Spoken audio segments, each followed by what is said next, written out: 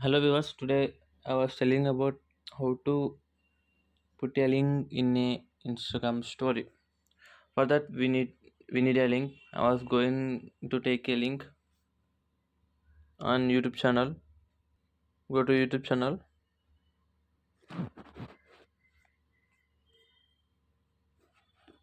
Here we need to click on share button. Here we see the copy link. Just copy it. Come back and go to Instagram. Click on story.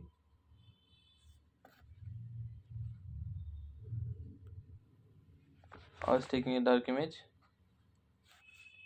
Here we have a emoji symbol. Click on that.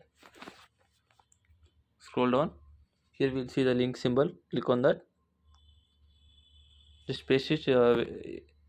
If you copy the link, customize. Click here.